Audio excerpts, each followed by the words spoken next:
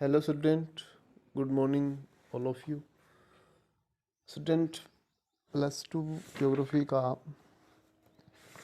Lesson हम पढ़ रहे थे जनसंख्या की वृद्धि, घनत्व, वितरण के बारे में। इसमें हमने जनसंख्या संगठन के बारे में पढ़ा था। जनसंख्या संगठन जनसंख्या को उसकी विशेषताओं के आधार पर अध्ययन करने को कहते हैं।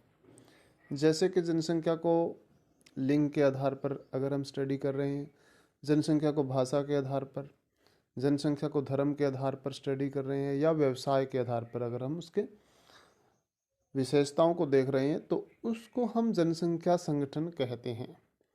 जनसंख्या संगठन जो है उसमें हमने जनसंख्या का नगरीय ग्रामीण संगठन पिछले वीडियो में पढ़ा था। आज हम उसके भाषाई वर्गीकरण के बारे में पढ़ेंगे, भाषाई वर्गीकरण के बारे में, और जनसंख्या का भाषाई संगठन हम पढ़ेंगे, जिसमें जनसंख्या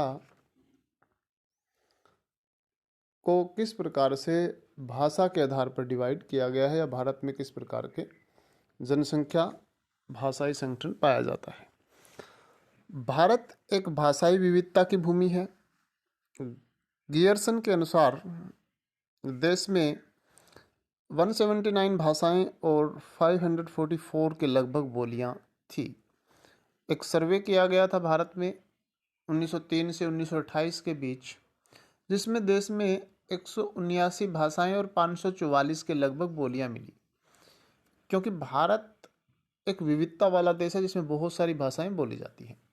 आधुनिक भारत के संदर्भ में 22 भाषाएं अनुसूचित हैं और अनेक भाषाएं गैर अनुसूचित हैं।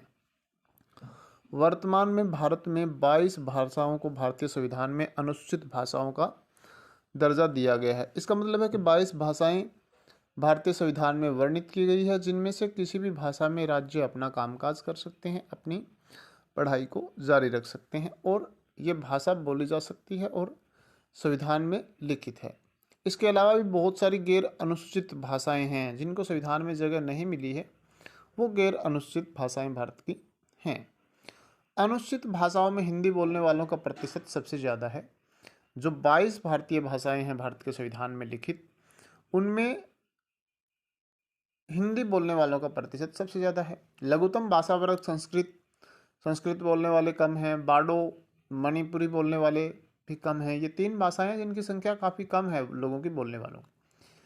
देखा गया कि देश में भाषाई प्रदेशों की सीमाएं सुनिश्चित और सस्पष्ट नहीं हैं। अब देश में जो राज्य हैं, भाषाएं, प्रदेशों की जो सीमा है वो भाषा के रूप में स्पष्ट नहीं है। यानी कि एक भाषा को बोलने वाले कुछ लोग दूसरे राज्य में भी पाए जा सकते हैं। जैसे पंजाबी बोलने वाले हरियाणा के कुछ भागों में पाए जाते हैं, कुछ हिंदी स्पीकिंग लोग पंजाब के भागों में पाए जाते हैं। तो ये होता है कि एक स्पष्ट भाषा एक राज्य की नहीं है, बल्कि उसका अपने अपने सीमांत प्रदेशों में कार्मिक विलय और अध्यारोपण हो जाता है। यानी कि जो प्रदेश होता है उस प्रदेश में जो भाषा बोली जाती है, दूसरे प्रदेश की सीमाओं के आसपास उस भाषा के बोलने वाले लोग भी होते हैं। तो इसलिए ये भाषाएं जो है सुस्पष्ट, इनका अक्षेत्र नहीं है, सीमाएं स्पष्ट नहीं है, लेकिन मोटे तौर पर ये भाषाएं जो है पूरे भारत में बोली जाती हैं, विविधतापूर्वक इनको देखा जाता है। तो ये है भाषाई संगठन, भारत के भाषाई संगठन के बारे में। भारतीय भाषाओं के कुछ मुख्य परिवार हैं जो टेबल में आपको दिए गए हैं, आप उनको स्टडी कर लेंगे कि कौन कौन सी भाषाएं, भाषा परिवार कहाँ से निकले हैं। ऑस्ट्रिक है, द्रविड़ है, तिब्बती है, भारतीय यूरोपियन है, तो जो बाहर से आए हुए लोगों द्वारा बोली जाती हैं। कुछ एक भारतीय भाषाएं हैं, द्रविड़ भारतीय भाषा परिवार है। तो ये सारी भाषाएं जो है भारत में बोली जाती हैं, और इन भाषाओं में से 22 भाषाओं को भारतीय संविधान में जगह दी गई है।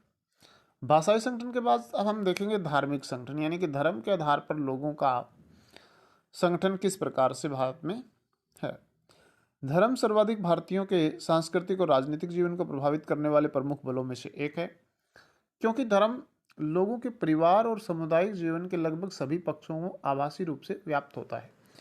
धर्म हमारे जीवन के प्रत्येक पहलू में व्याप्त होता है, यानी कि हमारे प्रत्येक जीवन के प्रत्येक पहलू को ये प्रभावित करता है किसी ना किसी रूप से, चाहे वो राजनीतिक रूप से प्रभावित करता हो, चाहे सांस्कृतिक रूप से। जैसे हम राजनीतिक रूप से हैं तो भी हम धार्मिक संगठन के रूप में अपने आप को व्यक्त करते हैं कई बार, और कई बार ऐसा होता है कि हम सांस्कृतिक जीवन में जो धार्मिक व्यवस्थाएं हैं वो तो अलग अलग होती ही हैं। आप देखते हैं सभी जो पक्ष हैं भारतीय नागरिकों के, उनमें धर्म का व्यापक महत्व होता है। यह महत्वपूर्ण है कि धार्मिक संगठन का विस्तार पूर्वक वर्णन किया जाए, तो इसको वर्णन भी करना होगा, देखना होगा। देश में धार्मिक समुदायों का स्थानिक वितरण। स्थानिक वितरण का मतलब है कि देश में किस भागों में किस स्थान पर कौन से धार्मिक समुदाय रहते हैं, दर्शाता है कि कुछ निश्चित राज्यों में और जिलों में एक धर्म की संख्यात्मक प्रबलता विशाल है। ऐसा होता है कि कुछ राज्यों में एक धर्म के लोग ज़्यादा हैं, कुछ ज़िले ऐसे होते हैं दूसरे राज्यों में भी जहाँ उस धर्म के लोगों की संख्या ज़्यादा होती है, तो ये होता है। भारत बांग्लादेश सीमा व भारत पाक सीमा से संलग्न जिलों, जम्मू कश्मीर, उत्तर पूर्व के पर्वतीय राज्य और दक्कन के पठार और गंगा के मैदान के प्रकीर्ण क्षेत्रों को छोड़कर हिंदू अनेक राज्यों में एक प्रमुख संख्या के रूप में वितरित हैं, जिनकी जनसंख्या का प्रतिशत 70 से 90% तक के है। अब यहाँ बताया गया है कि भारत की पाकिस्तान के साथ जो सीमा लगती है, उन राज्यों को अगर हम छोड़ दें, उन कुछ राज्यों को छोड़ दें जिसमें जम्मू कश्मीर है, पूर्वोत्तर राज्य है जैसे, और उनको छोड़ दिया जाए और दक्कन का पठार और गंगा के मैदान को छोड़ दें, तो लगभग सभी राज्यों में हिंदू जो हैं उनकी संख्या 70 से 90% के बीच हैं। विशालतम धार्मिक अल्पसंख्यक मुस्लिम जम्मू कश्मीर, पश्चिम बंगाल और केरल के कुछ जिलों, उत्तर प्रदेश के अनेक जिलों, दिल्ली के आसपास के और लक्षद्वीप में सांद्रित पाए जाते हैं। विशालतम धार्मिक जनसंख्या जो है, दूसरी जो बड़ा समुदाय है, अल्पसंख्यक समुदाय है वैसे, लेकिन जनसंख्या के लिहाज से दूसरा बड़ा समुदाय भारत में मुस्लिम है, तो वो जम्मू कश्मीर में पाए जाते हैं, कुछ पश्चिम बंगाल में, केरला में, उत्तर प्रदेश के काफ़ी ज़िलों में मुस्लिमों की संख्या अच्छी खासी है। दिल्ली के आसपास लक्षद्वीप में भी जनसंख्या मुस्लिमों की है। तो ये मुस्लिम जो है इन राज्यों में ज़्यादा निवास करते हैं, ये इनका स्थानिक वितरण है। ईसाई जनसंख्या अधिकांश देश के ग्रामीण क्षेत्रों में पाई जाती है। ईसाई लोग हैं वो देश के ग्रामीण क्षेत्रों में पाए जाते हैं, जिसमें मुख्य सांद्रण पश्चिमी तट के साथ गोवा, केरला और मेघालय, मिजोरम, नागालैंड के पहाड़ी क्षेत्रों में है। केरला और मेघालय में, केरला और गोवा जो पश्चिम तटीय मैदानों पर हमारे स्थित है, वहाँ पर ईसाई लोग गाँव में पाए जाते हैं। मेघालय, मिजोरम और नागालैंड ये पहाड़ी राज्य हैं पूर्वोत्तर भारत के, वहाँ भी पाए जाते हैं। छोटा नागपुर पठार और मणिपुर की पहाड़ियों में भी इनको देखा जा सकता है। तो ये जनसंख्या के कुछ और लोग हैं जो यहाँ पर पाए जाते हैं। ईसाई ये तीसरा एक बड़ा वर्ग है भारतीय जनसंख्या का। इसके बाद चौथा वर्ग आता है भारत की जनसंख्या का, जिनकी जनसंख्या लगभग 1.7% है। अधिकांश सिख देश के अपेक्षाकृत छोटे क्षेत्र, विशेष रूप से पंजाब, हरियाणा और दिल्ली में केंद्रित है। सिखों का जो एरिया है वो पंजाब, हरियाणा और दिल्ली तक सीमित है लगभग। भारत के सबसे छोटे धार्मिक समूह जैन धर्म के लोगों की संख्या काफ़ी कम है, भारत में सबसे छोटा समूह माना जाता है। बौद्ध देश के गिने चुने क्षेत्रों में पाए जाते हैं। जैन और बौद्ध धर्म के लोग जो हैं वो कुछ एक क्षेत्रों में पाए जाते हैं। जैसे जैनियों का प्रमुख संरक्षण राजस्थान के नगरीय क्षेत्रों में है। राजस्थान के नगरों में जैन जनसंख्या काफ़ी देखने को मिलती है। गुजरात और महाराष्ट्र में भी इनकी जनसंख्या है, जबकि बौद्ध अधिकांश महाराष्ट्र में संकेंद्रित है। जैन जो है वो गुजरात में भी है, महाराष्ट्र में भी है और राजस्थान में मुख्य रूप से पाए जाते हैं।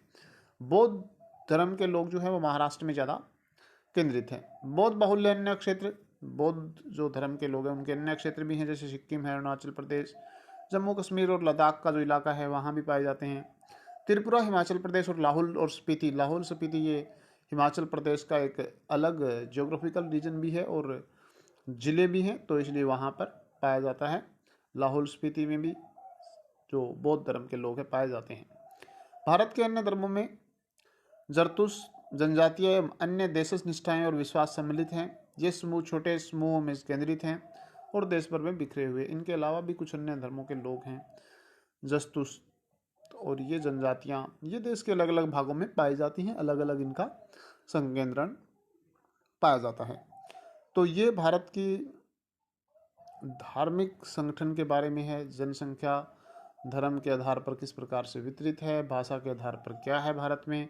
तो इन दो संगठनों के बाद हमारा एक इम्पोर्टेंट संगठन जनसंख्या का बचता है, जिसे हम कहते हैं श्रमजीवी जनसंख्या का संगठन, जिसे हम नेक्स्ट वीडियो में डिस्कस करेंगे और वो हमारा अंतिम टॉपिक होगा इस लेसन का। तो इस वीडियो में इतना ही। Thank you. Have a nice day.